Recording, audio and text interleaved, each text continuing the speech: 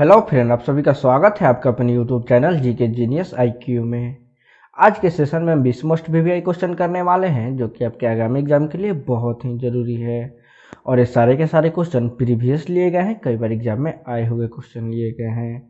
तो ज़्यादा समय न लेते हुए आइए क्वेश्चन स्टार्ट करते हैं। और आज के सेशन का हमारा पहला क्वेश्चन है, निम्नलिखित में से कौन सा क्लोरोफिल में विद्यमान होता है। बहुत ही वीवीआई क्वेश्चन है दोस्तों, और ये 4 ऑप्शन है आपके पास आंसर, और जल्दी से कमेंट सेक्शन में कमेंट कीजिए।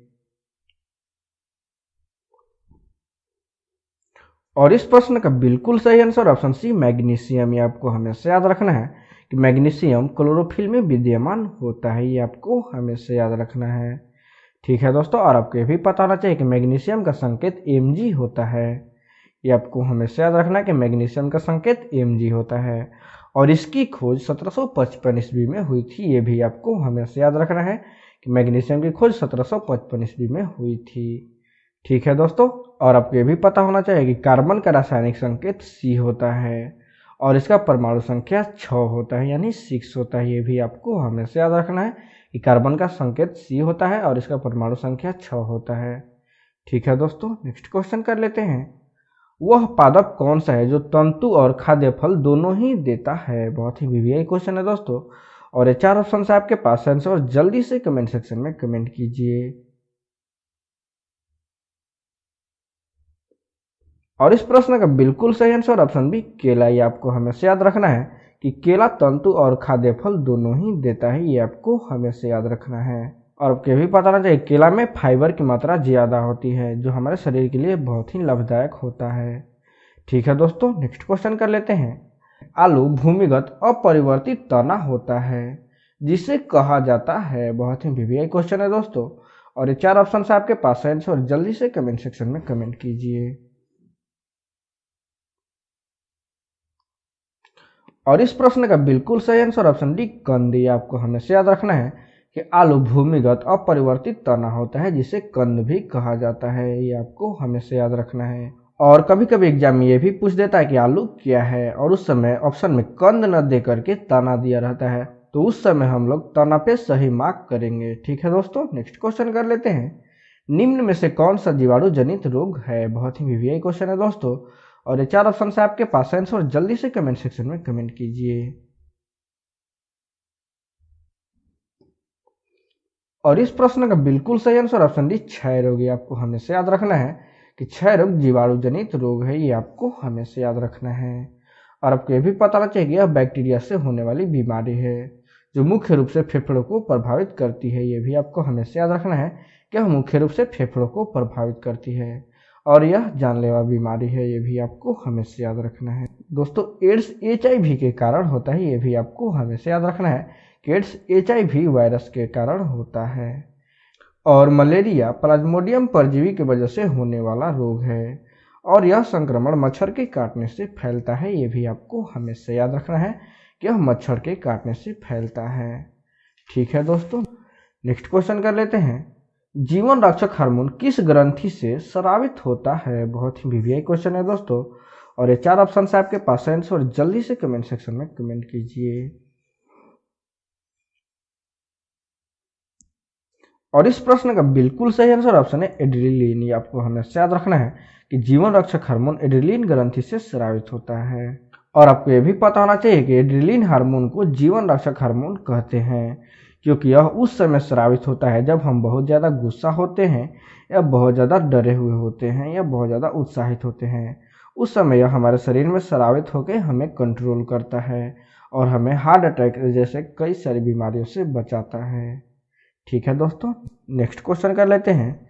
चीनी यात्री फाहियान निम्न में से किसके शासनकाल में भारत आया था। बहुत ही वीवीआई क्वेश्चन है दोस्तों, और ये 4 ऑप्शन आपके पास आंसर, और जल्दी से कमेंट सेक्शन में कमेंट कीजिए। और इस प्रश्न का बिल्कुल सही आंसर ऑप्शन सी चंद्रगुप्त द्वितीय। ये आपको हमेशा याद रखना है कि चीनी यात्री फाहियान चंद्रगुप्त द्वितीय के शासनकाल में भारत आया था। ये आपको हमेशा याद रखना है। और आपको ये भी पता होना चाहिए कि चंद्रगुप्त द्वितीय को विक्रमादित्य के नाम से भी जाना जाता है। बहुत ही फेमस नाम है विक्रमादित्य, जो चंद्रगुप्त द्वितीय का नाम है। ठीक है दोस्तों, नेक्स्ट क्वेश्चन कर लेते हैं। अकबर के शासनकाल के समय सेनापति कौन थे? बहुत ही वीवीआई क्वेश्चन है दोस्तों, और ये 4 ऑप्शन है आपके पास आंसर, और जल्दी से कमेंट सेक्शन में कमेंट कीजिए। और इस प्रश्न का बिल्कुल सही आंसर ऑप्शन डी मान सिंह। ये आपको हमेशा याद रखना है कि अकबर के शासनकाल के समय मान सिंह सेनापति थे। ये आपको हमेशा याद रखना है।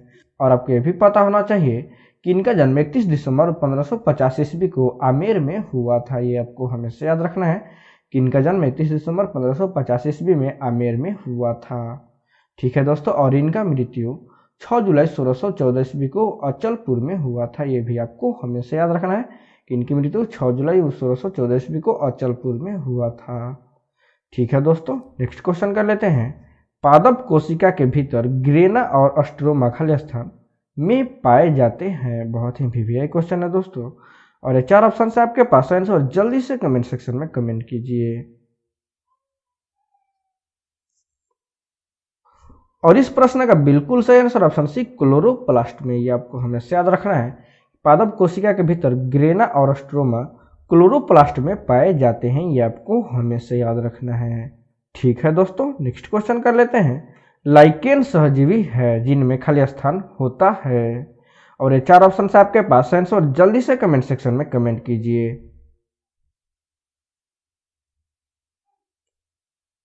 और इस प्रश्न का बिल्कुल सही आंसर ऑप्शन सी शैवाल और कवक। ये आपको हमेशा याद रखना है कि लाइकेन एक सहजीवी है जिसमें शैवाल और कवक होते हैं। ये आपको हमेशा याद रखना है। ठीक है दोस्तों, नेक्स्ट क्वेश्चन कर लेते हैं। जोग या गरसोप्पा जलप्रपात का नया नाम क्या है? बहुत ही वीवीआई क्वेश्चन है दोस्तों, और ये 4 ऑप्शन है आपके पास आंसर, और जल्दी से कमेंट सेक्शन में कमेंट कीजिए। और इस प्रश्न का बिल्कुल सही answer option B Mahatma Gandhi जलप्रपात। ये आपको हमेशा याद रखना है कि जोग या गरसोप्पा जलप्रपात को महात्मा गांधी जलप्रपात के नाम से भी जाना जाता है। और आपको ये भी पता होना चाहिए कि यह जलप्रपात शरावती नदी पर स्थित है जो कर्नाटक में है। ये आपको हमेशा याद रखना है कि यह शरावती नदी पर स्थित है और यह कर्नाटक में है। और इसकी ऊंचाई 253 मीटर है। ये भी आपको हमेशा याद रखना है कि इसकी ऊंचाई 253 मीटर यानी 829 फीट है। ये भी आपको हमेशा याद रखना है। और इसकी औसतन चौड़ाई 472 मीटर है। ये भी आपको हमेशा याद रखना है कि इसकी औसतन चौड़ाई 472 मीटर है। और यह 4 छोटे छोटे जलप्रपातों से मिलकर बना हुआ है। राजा, रानी, रोरर और रॉकेट, चारों जलप्रपात के नाम है दोस्तों, राजा, रानी, रोरर और रॉकेट। ये आपको हमेशा याद रखना है। ठीक है दोस्तों, नेक्स्ट क्वेश्चन कर लेते हैं। चेचक के टीके की खोज किसने की थी? बहुत ही वीवीआई क्वेश्चन है दोस्तों, और ये 4 ऑप्शन है आपके पास आंसर, और जल्दी से कमेंट सेक्शन में कमेंट कीजिए। और इस प्रश्न का बिल्कुल सही आंसर ऑप्शन बी एडवर्ड जनर। ये आपको हमेशा याद रखना है कि चेचक के टीके की खोज एडवर्ड जनर द्वारा किया गया था, और यह खोज 1976 ईस्वी में की गई थी। ये भी आपको हमेशा याद रखना है कि यह खोज 1976 ईस्वी में की गई थी। ठीक है दोस्तों, नेक्स्ट क्वेश्चन कर लेते हैं। बैक्टीरिया की खोज किसने की थी? बहुत ही वीवीआई क्वेश्चन है दोस्तों, और ये 4 ऑप्शन है आपके पास आंसर, और जल्दी से कमेंट सेक्शन में कमेंट कीजिए।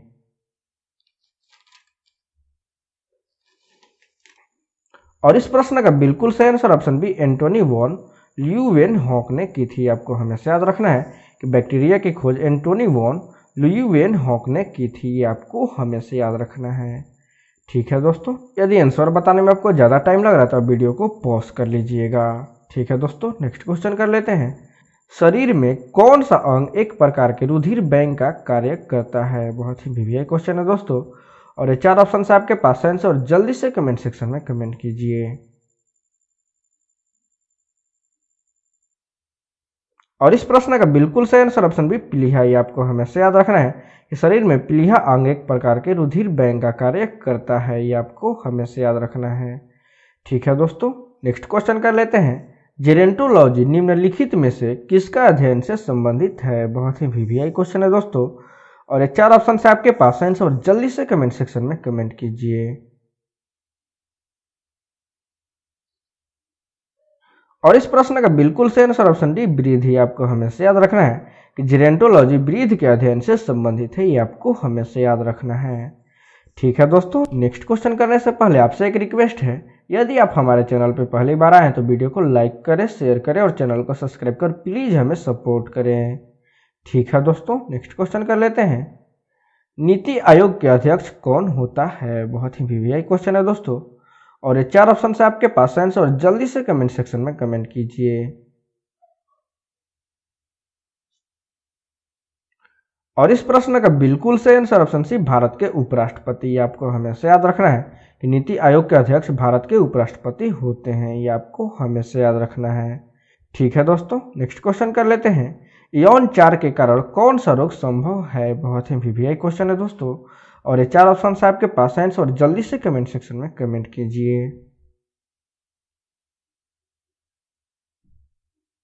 और इस प्रश्न का बिल्कुल सही आंसर ऑप्शन बी, एड्स। ये आपको हमेशा याद रखना है कि यौनचार के कारण एड्स रोग संभव है, ये आपको हमेशा याद रखना है। और आपको ये भी पता होना चाहिए कि एड्स रोग HIV वायरस के कारण होता है, ये भी आपको हमेशा याद रखना है कि एड्स रोग HIV के कारण होता है, और HIV एक खतरनाक वायरस है, ये भी आपको हमेशा याद रखना है। ठीक है दोस्तों, नेक्स्ट क्वेश्चन कर लेते हैं। एंजाइम क्या है? बहुत ही वीवीआई क्वेश्चन है दोस्तों, और कई बार एग्जाम में आया हुआ क्वेश्चन है, और ये 4 ऑप्शन है आपके पास आंसर, जल्दी से कमेंट सेक्शन में कमेंट कीजिए। और इस प्रश्न का बिल्कुल सही आंसर ऑप्शन भी, प्रोटीन। ये आपको हमेशा याद रखना है कि एंजाइम एक प्रकार की प्रोटीन होती है। बहुत ही वीवीआई क्वेश्चन है दोस्तों, इसलिए इसे आप हमेशा याद रखिएगा। नेक्स्ट क्वेश्चन कर लेते हैं। अदरक क्या है? बहुत ही वीवीआई क्वेश्चन है दोस्तों, और ये 4 ऑप्शन है आपके पास आंसर, और जल्दी से कमेंट सेक्शन में कमेंट कीजिए। और इस प्रश्न का बिल्कुल सही आंसर ऑप्शन बी, राइजोम। ये आपको हमेशा याद रखना है कि अदरक राइजोम होता है, ये आपको हमेशा याद रखना है। ठीक है दोस्तों, नेक्स्ट क्वेश्चन कर लेते हैं। फास्फोरस डालने से पौधे पर क्या प्रभाव पड़ता है? बहुत ही वीवीआई क्वेश्चन है दोस्तों, और ये 4 ऑप्शन है आपके पास आंसर, और जल्दी से कमेंट सेक्शन में कमेंट कीजिए। और इस प्रश्न का बिल्कुल सही आंसर ऑप्शन है, पौधे के विकास में सहायता मिलती है। ये आपको हमेशा याद रखना है, किसी पौधे पे फास्फोरस डालने से पौधे के विकास में सहायता मिलती है। और आपको ये भी पता होना चाहिए कि पौधे पे फास्फोरस डालने से पौधे के उत्पाद के भार में बढ़ोतरी होती है, और फसल जल्दी पकता है, और कई सारे फायदे होते हैं, ये आपको हमेशा याद रखना है। ठीक है दोस्तों, नेक्स्ट क्वेश्चन कर लेते हैं। ट्रोकोमा रोग किस अंग से संबंधित रोग है? बहुत ही वीवीआई क्वेश्चन है दोस्तों, और ये 4 ऑप्शन है आपके पास आंसर, और जल्दी से कमेंट सेक्शन में कमेंट कीजिए। और इस प्रश्न का बिल्कुल सही आंसर ऑप्शन डी, आंख। ही आपको हमेशा याद रखना है कि ट्रेकोमा रोग आंख से संबंधित रोग है, ये आपको हमेशा याद रखना है। और आपको ये भी पता होना चाहिए ट्रेकोमा रोग आंख में बैक्टीरिया के कारण फैलने वाला एक संक्रमण है, ये भी आपको हमेशा याद रखना है। ट्रेकोमा रोग बैक्टीरिया के कारण एक फैलने वाला संक्रमण है, और यह रोग के कारण आंख की रोशनी जा सकती है, ये भी आपको हमेशा याद रखना है कि ट्रेकोमा रोग के कारण आंख की रोशनी जा सकती है। ट्रेकोमा आंखों के अंधापन का प्रमुख कारण है, जो कि विश्व स्तरीय है, ये भी आपको हमेशा याद रखना है। ठीक है दोस्तों, यदि वीडियो अच्छा लगा हो तो लाइक करें, शेयर करें, और चैनल को सब्सक्राइब कर प्लीज़ हमें सपोर्ट करें। धन्यवाद।